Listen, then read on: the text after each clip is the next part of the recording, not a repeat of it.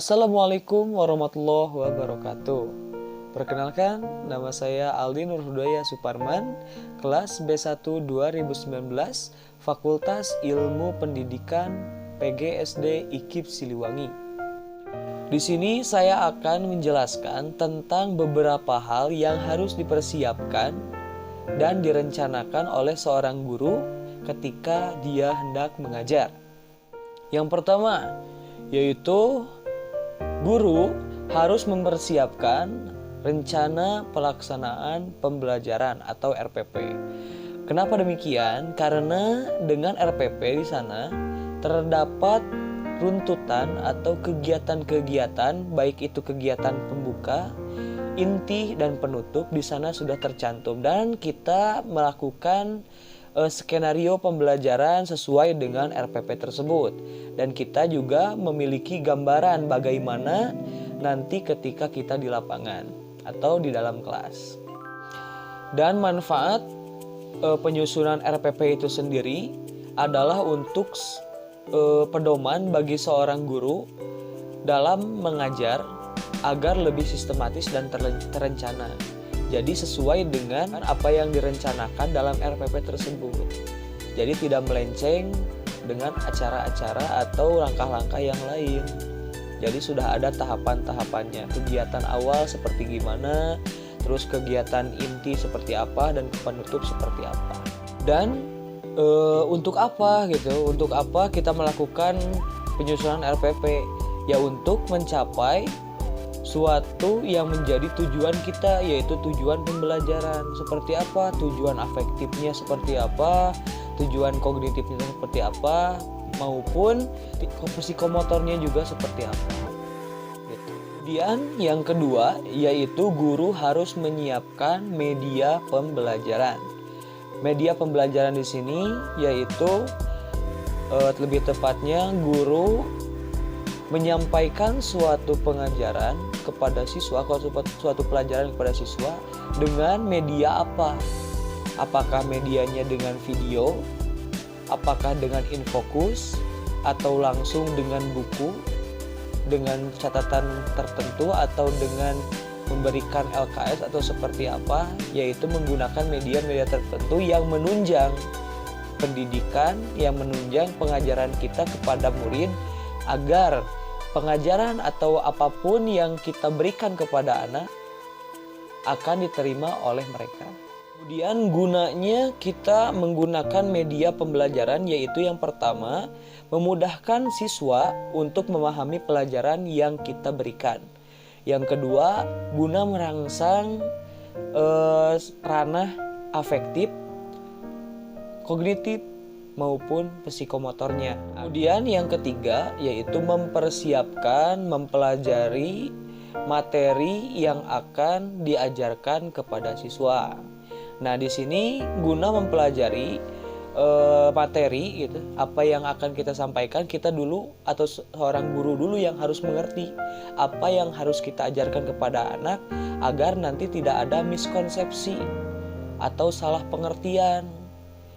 Dan kita juga harus memperdalam karena seorang guru harus lebih mengerti dibanding muridnya, karena muridnya itu yang akan diajari oleh kita. Berarti kitanya dulu yang harus mengerti tentang materi yang akan disampaikan. Jadi sebelum itu kita malamnya atau sebelum dimulai pelajaran kita harus buka-buka dulu materinya yang akan dipelajari, yang akan diajarkan. Dan dengan menyiapkan media atau materi yang kita siapkan, ketika kita sudah siap, maka dampaknya yaitu kita akan lebih nyaman dalam mengajar. Yang kedua, menimbulkan rasa percaya diri seorang guru. Jadi nantinya kita pasti akan percaya diri, bahwa kita sudah bisa dan enak kita untuk mengajar kepada mereka. Gitu. Dan yang keempat yaitu pengajar harus menentukan model, metode, dan strategi dalam pembelajaran.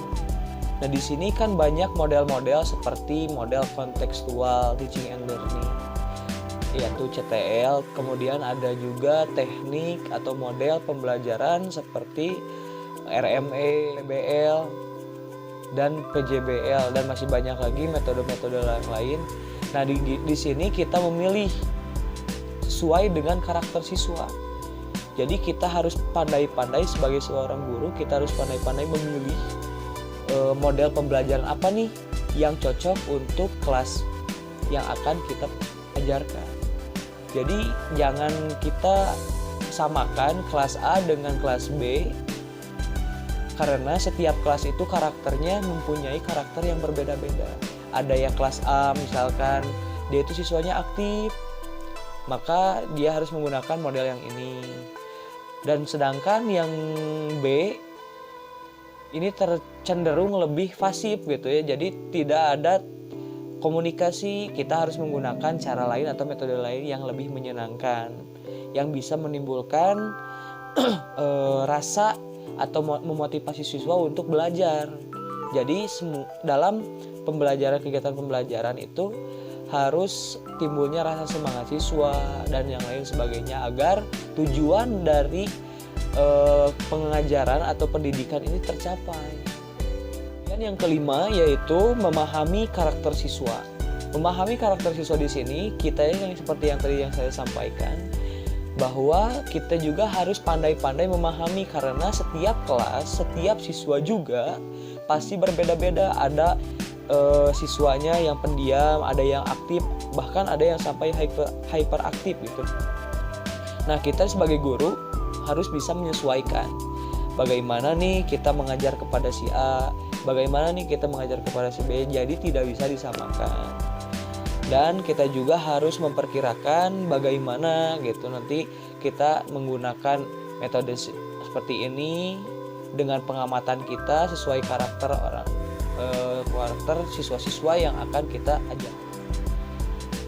Poin keenam yang harus diperhatikan oleh seorang guru yaitu adanya evaluasi. Karena kenapa adanya evaluasi?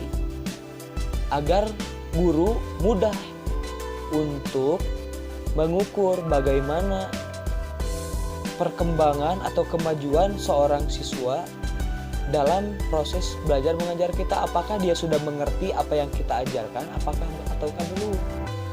Jika belum, berarti kita yang harus lebih semangat lagi, lebih mempersiapkan diri lagi dan membetulkan diri lagi.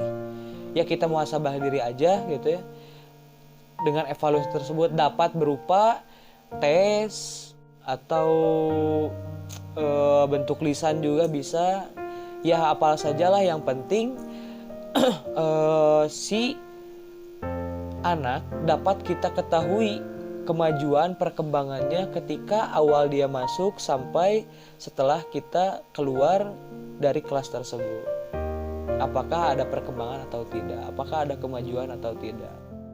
Ya, mungkin hanya sekian yang dapat saya sampaikan. Mohon maaf bila ada kekurangan. Ditutup dengan doa, Rabbana atina fid dunya hasanah wa fil akhirati hasanah wa qina adzabannar. Wassalamualaikum warahmatullahi wabarakatuh. Semoga bermanfaat.